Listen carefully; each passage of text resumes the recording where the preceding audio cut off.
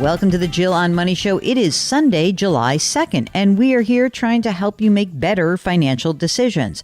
I promised that we were going to keep it tight for these weekend intros, so let's get to it. We are going to talk to Mark, who's on the line from New York. You know, we trying to decide what we do. My wife has a small business, and so at the end of each year, we have sometimes we have, S Corp extra money, and I'm trying to figure out what would be the best way of, responding and doing with that money. Now, so how old are you, Mark? I am 37. And how old is your wife? She is also 37. Okay. Children? Yes, 1 2-year-old. Okay. You are in New York. Do you own or rent?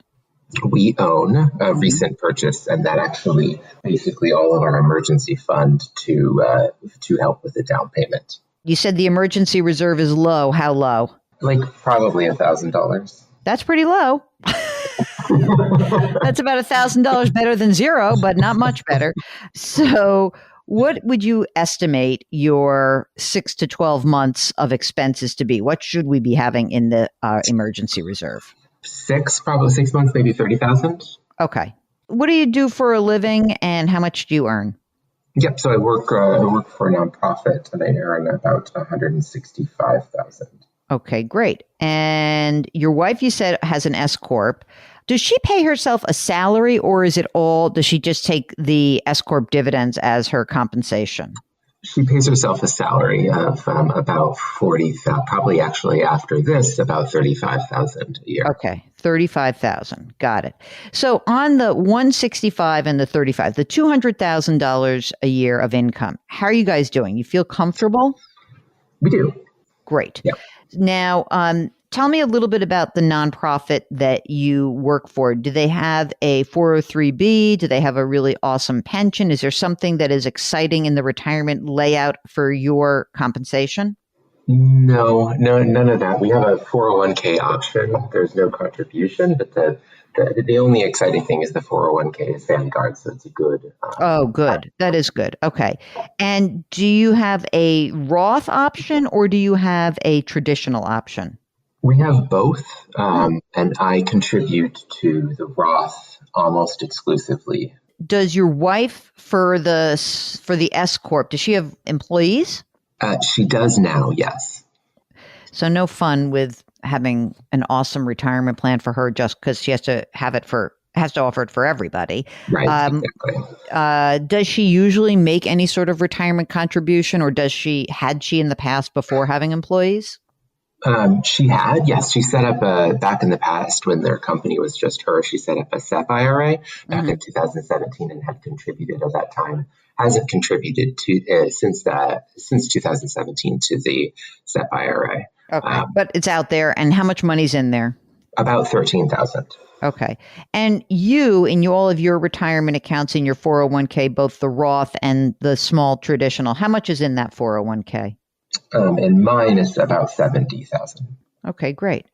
What else is going on that I need to know about? Do you guys have life insurance for each other? We do. Yep, we have a basic life insurance plan. I don't actually remember how much it is, but it's maybe a little under $1 million, something like that. Term life insurance, pretty vanilla, yes. Right? Okay. Yes, exactly. And one last question, of course, which is, I presume with your life insurance and the 2-year-old, you've done your estate planning, right? Yes, relatively recently. And we also we have a 529 plan, but we contribute, I think, $100 a month. Not a lot, not enough for probably some of the school costs, but it's something, Yeah, I understand. But the question is really, there's the possibility of anywhere between $0 and, $40,000, $50,000 at the end of the year. And really the question is, for you, like what do we do with that, right? Like what's your advice? What's your guidance? Really, your number one priority is to build up the emergency reserve fund. So with that said, don't put any more money in the 529 plan. Truly, it's just not even worth it. You might as well just start using whatever money you have, put it in your emergency reserve fund. So that's number one.